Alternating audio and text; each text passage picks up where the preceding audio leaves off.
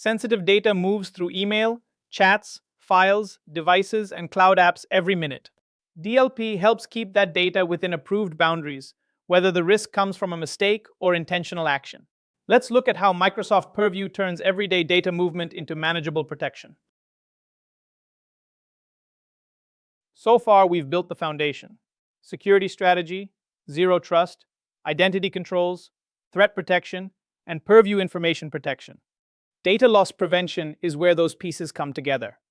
With context from users, devices, apps, and labels, DLP can enforce rules that prevent sensitive data from being overshared, leaked, or mishandled across Microsoft 365. Microsoft Purview DLP works like a decision loop around sensitive activity. It inspects content and actions across email, files, chats, cloud apps, and endpoints. It then compares what it finds against policy conditions, such as sensitive information types, sensitivity labels, recipients, sharing status, or device actions.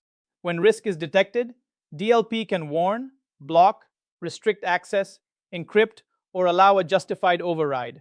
The goal is not to stop work. It is to reduce accidental leaks and malicious exfiltration while balancing productivity, coaching, compliance, and security. A strong DLP policy starts with 5 design choices.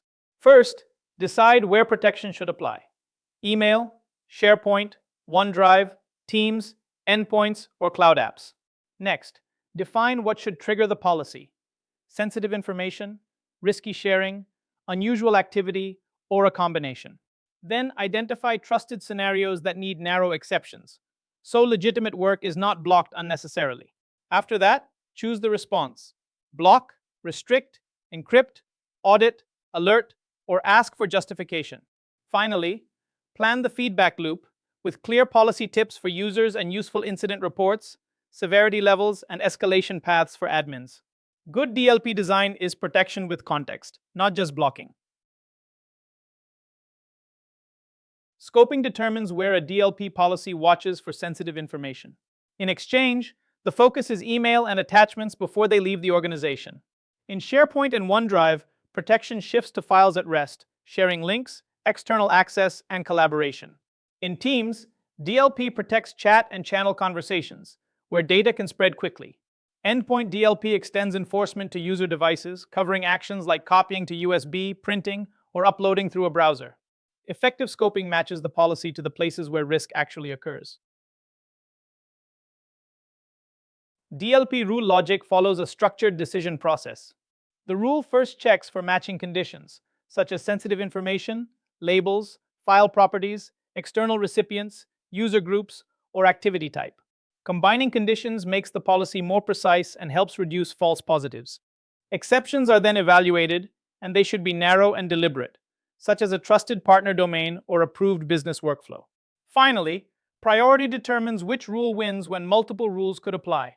Strong design depends on balancing risk detection with practical, well-governed exceptions.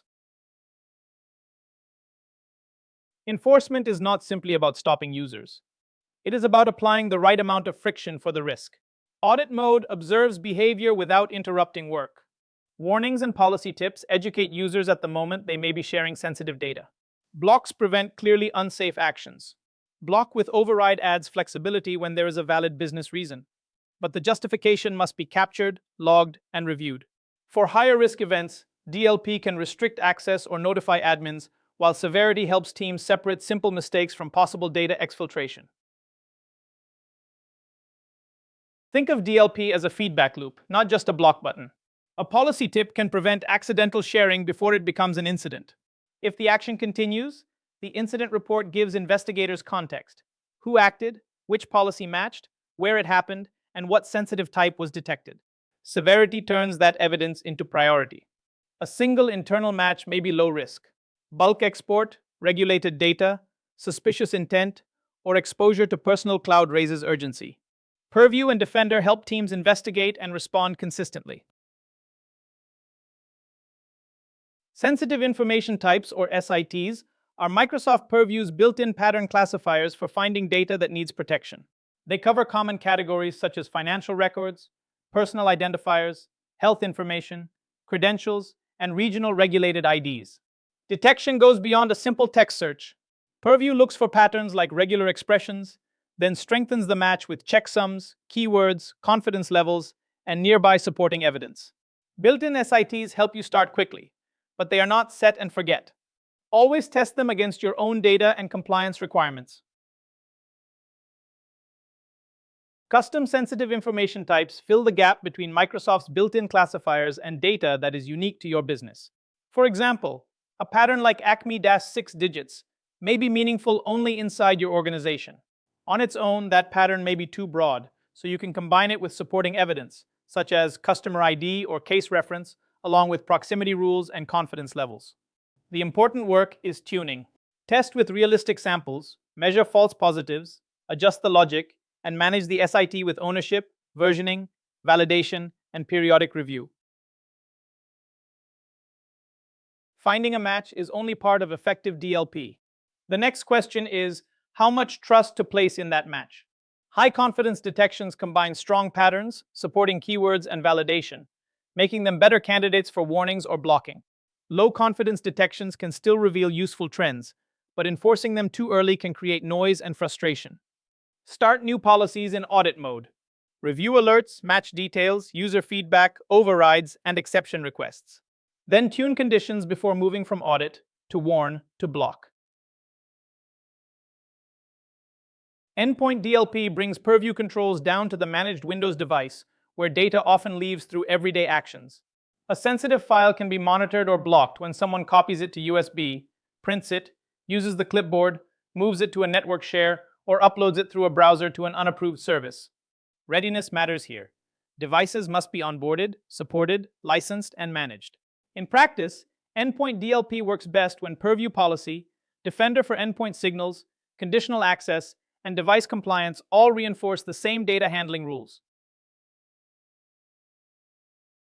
Teams DLP protects collaboration in two connected ways. Chat and channel messages can be inspected directly, so sensitive content, such as regulated identifiers or confidential terms, can be blocked or removed before it spreads. Files shared through Teams are usually stored in SharePoint or OneDrive, so those DLP controls enforce access and sharing restrictions. The policy boundary should account for guests, external users, shared channels, and cross-tenant collaboration. Policy tips are also important because users need to understand what happened and how to share sensitive data safely. A strong DLP rollout starts with visibility, not blocking.